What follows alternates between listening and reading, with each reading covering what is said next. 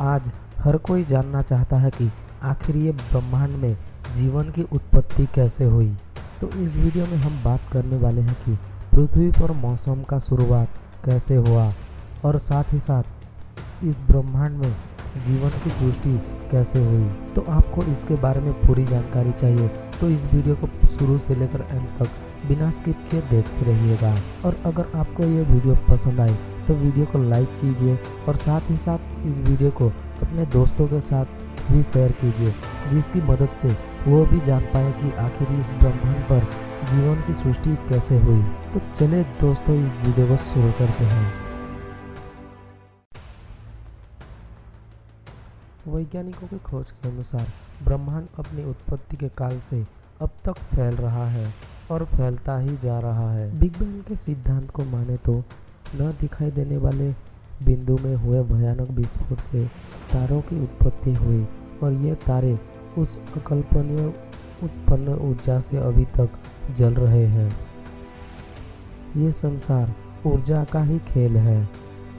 वैज्ञानिक कहते हैं कि उन्हीं तारों के बीच ठंडे हो गए छोटे छोटे तारों में ही कहीं जलती हुई एक धरती भी थी, जो ब्रह्मांड के विराट रूप में मात्र एक छोटा सा कण के समान था। करीब करीब 400 करोड़ साल पहले आग के गोले के समान इस धरती पर एस्ट्रॉयड की टक्कर से अंतरिक्ष में आसपास बिखरे टुकड़े के इकट्ठा होने से चांद बना था। चांद बनने से धरती पर एक नए युग की शुरुआत हुई। ये युग धरती पर मौसम की शुरुआत का युग था। चांद धरती को स्थिर रखता है और उसके मौसम को भी बनाए रखता है। चांद के होने के कारण ही धरती अपनी ऑर्बिट पर अच्छे से घूम रही है। दरअसल जिस टक्कर से चांद बना था उसकी वजह से ही धरती एक और मुड़ गई और उसकी वजह से धरती को एक और चीज़ मिली और वो थी मौसम। धरती पर जीवन के विकास के लिए मौसम का होना बहुत ही ज़रूरी है। यदि पृथ्वी पर मौसम का बदलाव भी नहीं हुआ तो पृथ्वी पर जीवन का कल्पना करना तो संभव ही नहीं है। पहले तो पृथ्वी पर एक दिन को 6 घंटे होते थे, लेकिन चांद की ग्रेविटी के कारण धरती के घूमने की रफ्तार भी कम हुई, जिससे हमारा दिन 6 के बजाय 24 घंटे होने लगे। आज से करीब 440 करोड़ साल पहले धरती पर इतनी गर्मी थी कि तरल पानी रह नहीं सकता था, लेकिन वायुमंडल में पानी की भाप मौजूद थी। कई लाख साल पहले जब धरती ठंडी हुई तो बारिश होने लगी, जिससे तालाब बने, झील बने और फिर महासागर बने।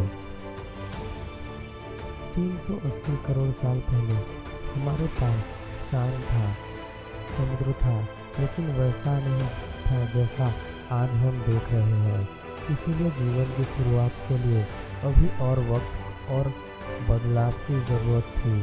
380 करोड़ साल पहले सागर के नीचे एक नई क्रांति हो रही थी। 6 मामूली तत्वों हाइड्रोजन, ऑक्सीजन, कार्बन, नाइट्रोजन आदि ने मिलकर जीवों की रचना शुरू कर दी थी। इस तरह धरती पर चुपचाप जल के भीतर जीवन की शुरुआत होने लगी। सबसे पहले बैक्टीरिया के रूप में जीवन की शुरुआत हुआ। ये बैक्टीरिया लंबे काल तक समुद्र का सुख भोगते रहे और करीब 250 करोड़ साल पहले कुछ खास बैक्टीरिया ने महसूस किया कि ऊर्जा का इस्तेमाल जीने के लिए कैसे किया जाए।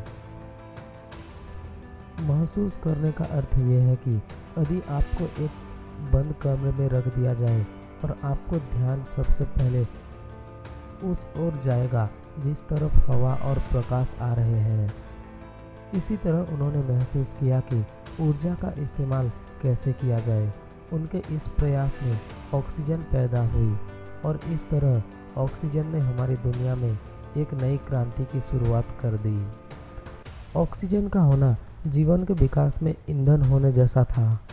इस ऑक्सीजन के कारण लोहे में जंग लगने लगी।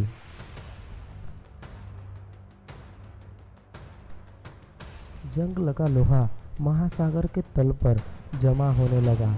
करोड़ों वर्ष बाद ये जंग लगे लोहे का विशाल ढेर बाहर आया और उसकी वजह से ये जंग लगा लोहे का ढेर ठोस चट्टान का रूप लेने लगा।